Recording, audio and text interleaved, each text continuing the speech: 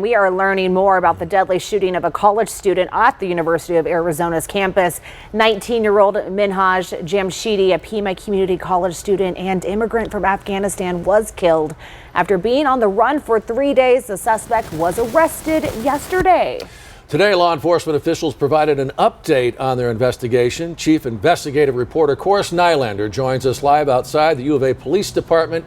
Of course, what more have you learned now about this case?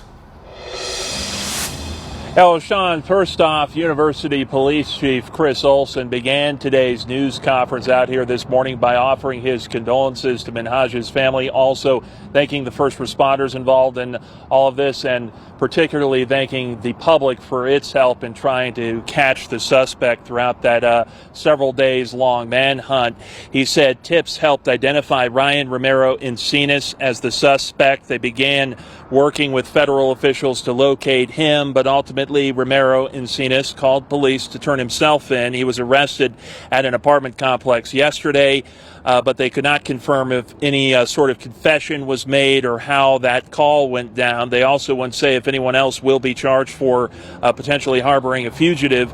Chief Olson says that they recovered a weapon but stopped short of calling it the murder weapon.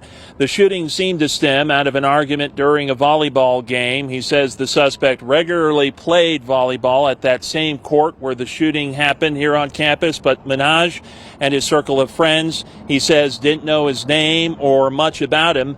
Tucson Police Chief Chad Kazmar was also here. He said that this shooting could have easily been anywhere in the city and called on parents to help change the course of teen gun violence, something we've seen repeated way too often recently.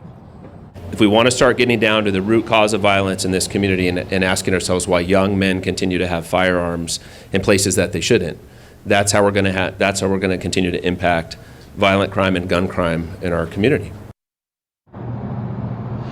Several students we spoke to raised concerns about why a U alert went out 30 minutes after police had information on a shooting on campus. This is what Chief Olson had to say.